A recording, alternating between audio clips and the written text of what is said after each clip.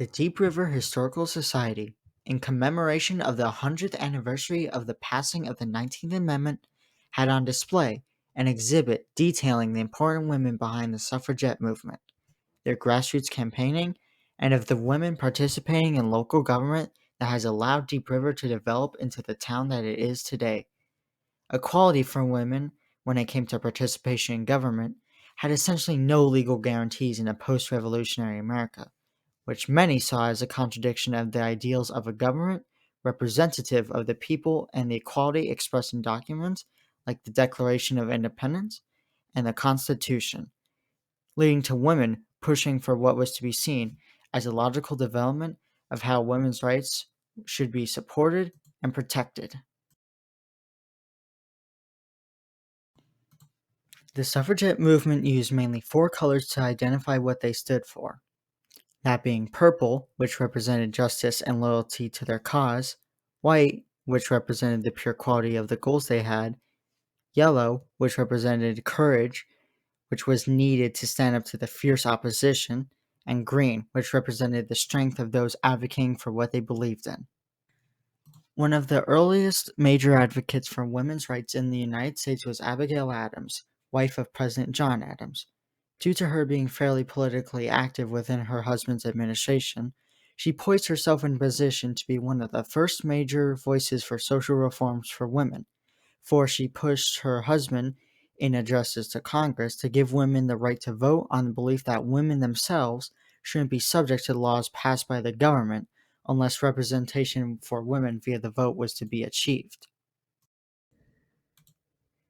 In the new code of law, which I suppose it will be necessary for you to make, I desire you would remember the ladies, and be more generous and favorable to them than your ancestors. Do not put such unlimited power into the hands of the husbands. Remember, all men would be tyrants if they could.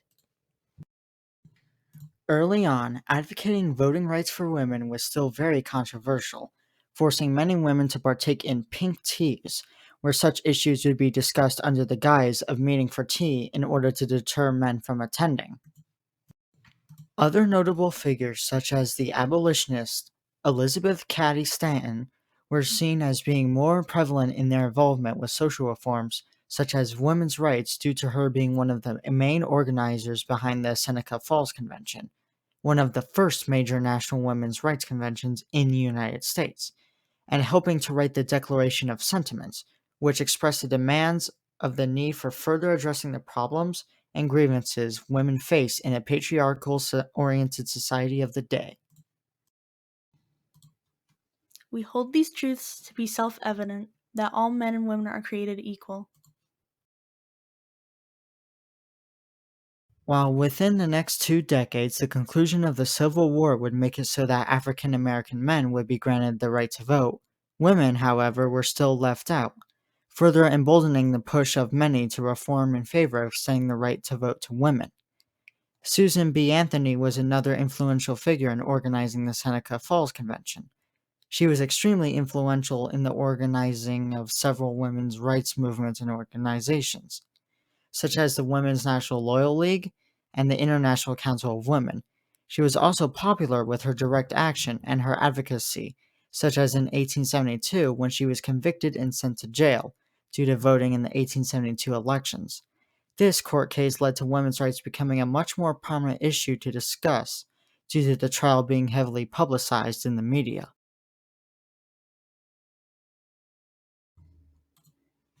It was we, the people, not we, the white male citizens, nor yet we, the male citizens, but we, the whole people who formed this union.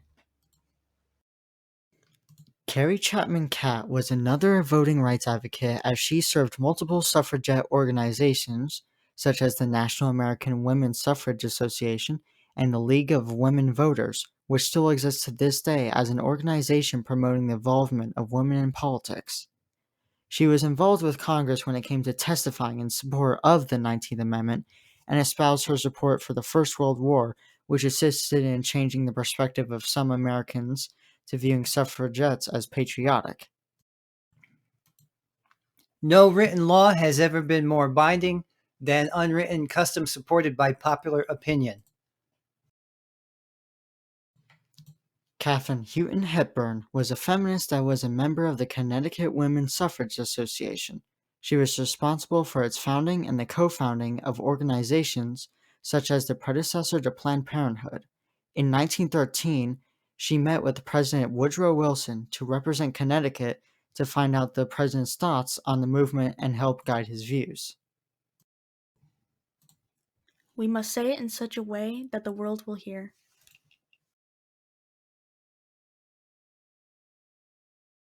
Further on at the local level, you had activists such as Emily Pearson, who was also a leader in Connecticut when it came to terms of women's rights advocacy, such as organizing a campaign of distributing pamphlets on trolleys and parades expressing support for the suffragettes.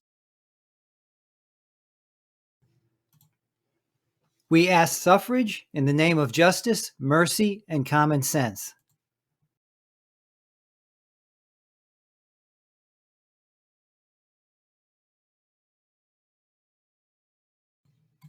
However, there was also significant opposition to the suffragettes from other women.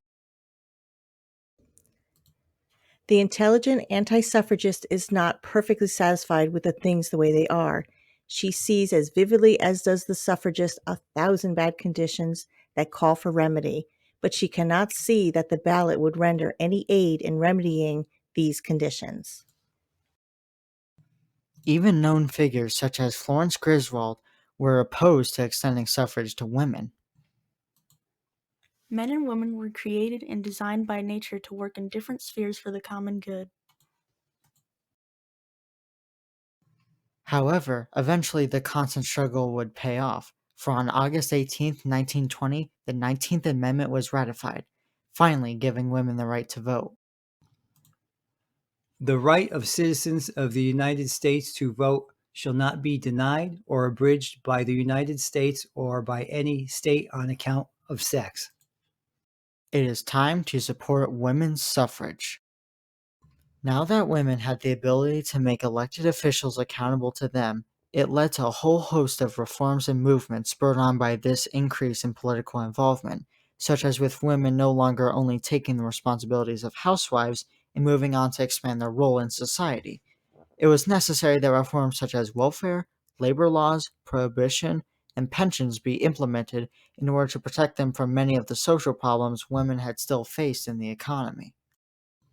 Following are some of the women who were established here locally as influential figures in Deep River and vital members of the community to the town's development. Daphne Selden was a state organizer for the Connecticut Women's Suffrage Association in 1917. She was also one of 17 delegates from Connecticut to go to the National Suffrage Convention in 1917 in D.C., and in 1919 organized a New Haven County chapter.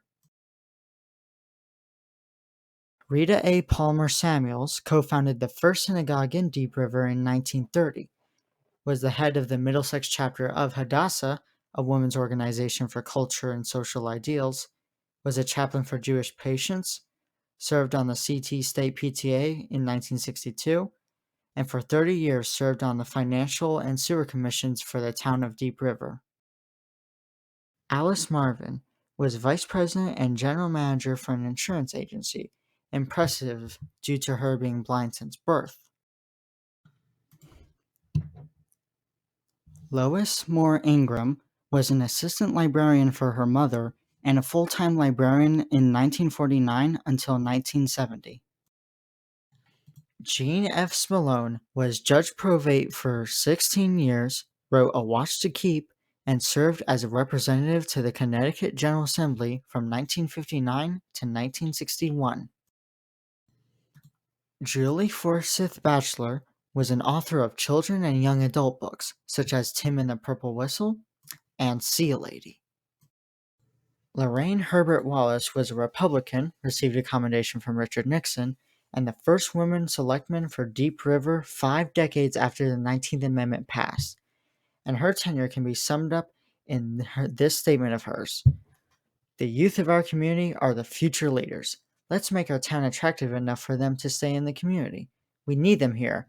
Keep our town small but progressive. Emmy Marvin moved from Michigan to Deep River to run the Marvin Insurance Agency. She was a board member for the Brooklyn chapter of the Braille, worked on the Eisenhower campaign, and served as a select woman for 3 terms. She secured funding for senior housing in Deep River and renovated and created the park at Deep River and the landscaping public areas. She received an official citation from the Connecticut General Assembly due to her numerous civic accomplishments. Jean M. Ressler had worked as an assistant town clerk for 21 years and worked as a clerk for the probate court for 8 years. And she in total worked at Deep River Town Hall for at least 40 years. Jean Nixie marked land records located in Deep River that go back into the 1600s. Duties included answering questions people have about the town, finding records regarding land and family heritage, and making sure the government complies with regulations. And finally, Bertha Jacome volunteered at a meal site at the Congregational Church, even still participating in the volunteering for meal programs until she was 97 and lived in Deep River for 63 years. While many of these women mentioned won't make it into the public eye at large and be cemented in history books, we should still hold on to their memory. For all of these women, no matter how small their contributions, have helped immensely in developing Deep River into the town it is today. And just for that reason, we should hold on to their memories and make sure these instrumental parts of our history are not forgotten, so future generations can look up to these women as sources of inspiration and as ideals that we must live up to in order to give back to our communities. And hopefully, we can still live up to that image of keeping Deep River a small yet progressive town.